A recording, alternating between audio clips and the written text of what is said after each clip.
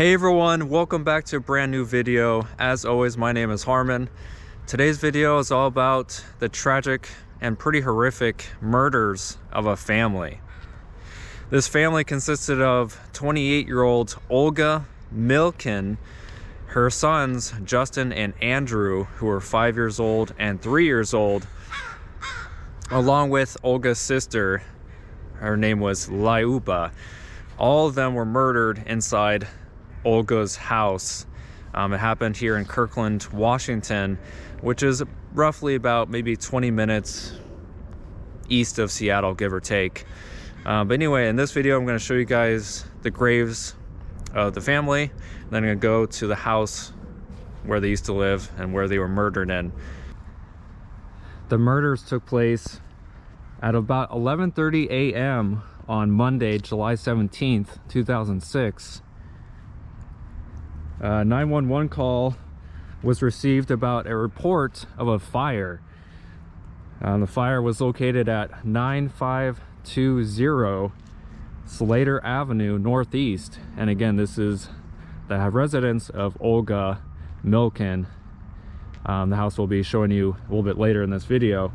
The Kirkland Fire Department, of course, responded to the scene. They arrived roughly about 5 or 6 minutes after the 911 call. The house was set ablaze. It took them roughly 1 hour to put out the fire, and then it took about another 3 hours for them to stabilize the house long enough so that way they could actually go inside. What the firefighters and police officers who were there, what they discovered, I'm sure haunts them to this very day.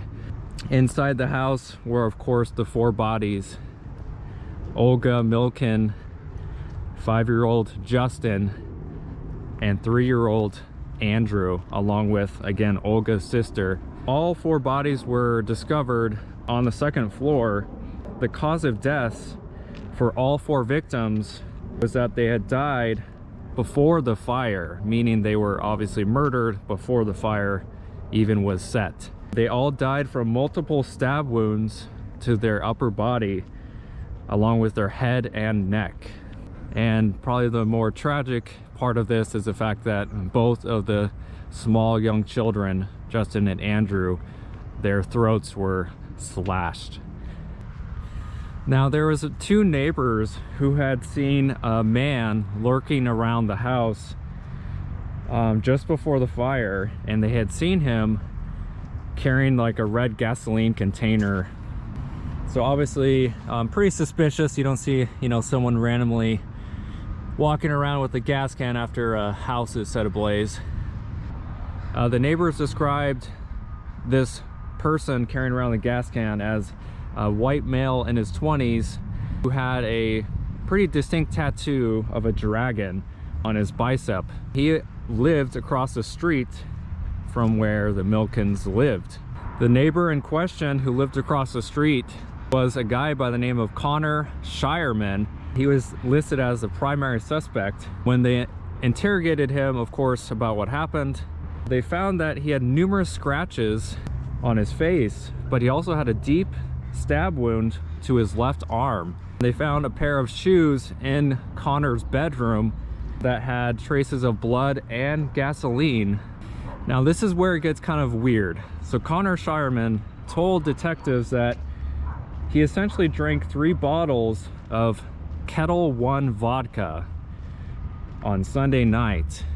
So obviously the night prior to the murders. It says that he blacked out, awoke the next morning in the master bedroom of the Milkins' house. Very suspicious, of course, very bizarre. Now, just a random thing here, I was, of course, walking through towards the graves, and I found that this is like one of the empty graves here. It's, of course, on the wall here, but it goes pretty far down. You could fit, 2 bodies in here or more. This is very interesting. I've never seen an open kind of casket.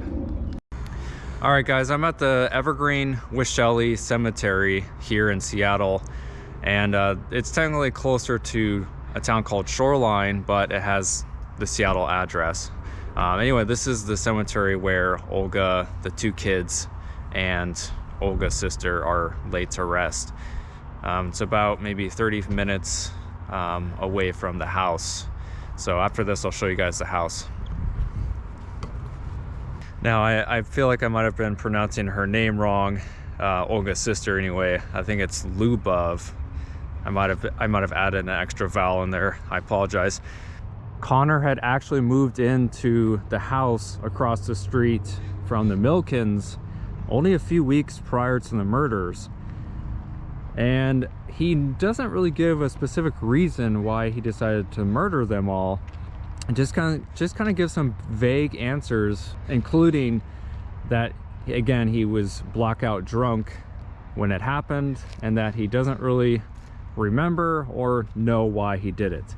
The prosecuting attorney stated that he was very much well aware of what he did, and that he knew that Olga, with the 2 kids, along with Olga's sister, that they were all very vulnerable because Olga's husband was away in the military.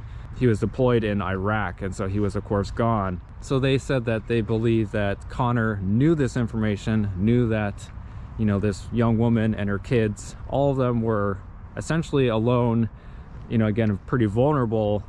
And they said that he knew that information, and so it obviously was very much so premeditated.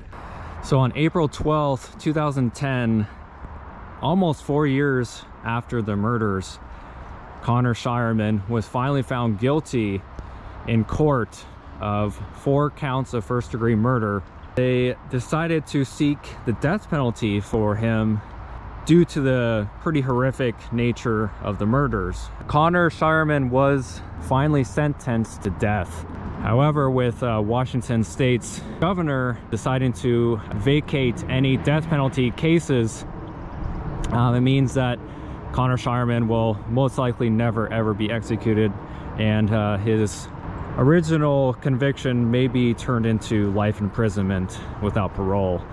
Without further ado, we're going to come up to where the Milkins' house used to be. Again, it used to be 9520 Slater Avenue. This is where the Milkins lived, where they were murdered. Again, just absolutely a travesty of a case. But yeah, their house used to be right here. Now again, like I said, the house was charred to bits, so this of course is most likely a newly rebuilt house. But I'll insert pictures and you can see what the house used to look like. But this is where it happened.